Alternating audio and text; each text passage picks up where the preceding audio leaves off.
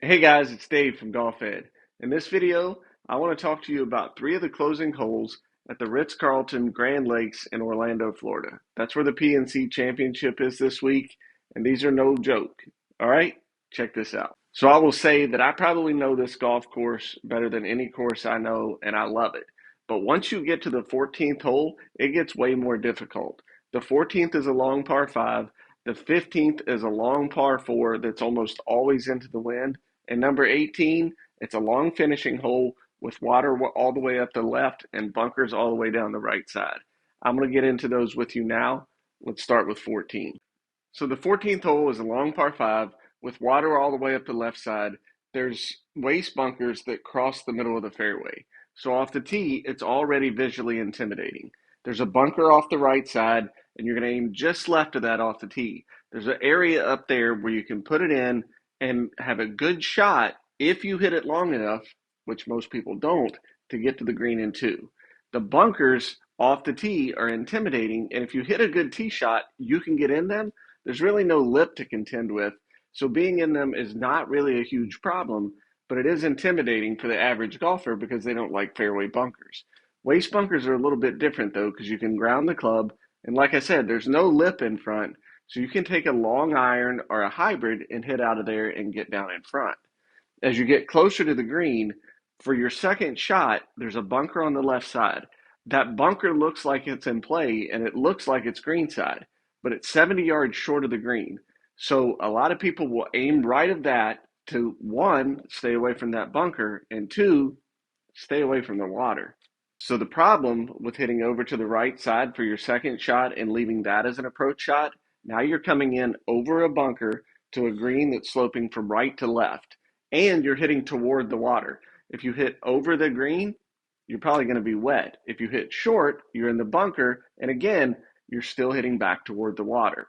If you manage to get on the front of the green, this putt is the slowest putt on the golf course. There's a big slope from the front to the back, and everything is uphill and into the green. So this, it's no treat, but it's followed up by 15, which is the number one handicap. And like I said earlier, it's almost always into the wind. Let's talk about that hole now. The 15th hole is a 467-yard par 4. There's a waste bunker that goes up almost the entirety of the right side. To the right of that, there's trees. On the left side, there's a big bunker that is definitely in play off your tee shot. If you miss it left of that, there's a hill over the cart path that goes all the way up the side, and it's full of really, really deep St. Augustine. If you get in that St. Augustine rough, you're not going to get out. Not very well, at least. It's probably a wedge back into the fairway. So we want to miss the waste bunker on the right side. We want to miss the bunker on the left side. So right up the middle is your play.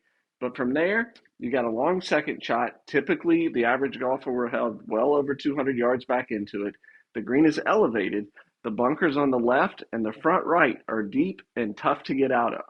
The elevated green runs off toward the water to the right side. It's a really long, narrow green. It's a big green per square foot, but the width makes it a problem to hit. To get on here in two and have a putt at birdie, you're getting a step up on the competition. Next, I want to talk about the 18th hole, but I don't want to totally skip 16 and 17. They're tough holes. From the back tees, the 16th hole is a little over 400 yards. The 17th is about 200 yards, a little bit more than that. There's water on the right on 16. There's water on the left on 17. These are very difficult holes, but I want to focus on the top three hardest holes on the back nine at this golf course. But like I said, once you get to the 14th, these are the toughest holes on the course. All five of them are a challenge. So the 18th hole, long par 5, 557 yards, water all the way up the left, bunkers all the way down the right. The first bunker is a long bunker, and we don't want to aim for that. We want to aim for the second bunker. I always tell people it looks like an upside down ghost from Pac-Man. You'll see it when you get there. You want to play a little bit left of that or right at it, depending on where the wind is. It's a wide fairway, but with all the trouble with the water and the bunkers, it looks intimidating. Aiming at that bunker will give you a good chance of being in the fairway.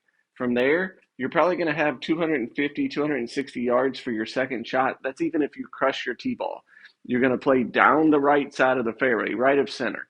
So, depending on where the pin is, this is another green that's narrow, but it's long. Coming in from the right side, there's a really long, wide bunker that protects the right side of the green. So, if the pin's tucked on the right side, you don't want to come over that. There's a bunker on the left also, and you don't want to hit toward the water, but sometimes if the pin's on the right side, that'll leave you the best approach shot.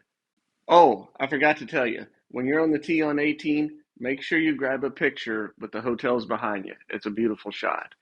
I hope this educates your game. I hope it helps you enjoy the tournament. I'll talk to you soon.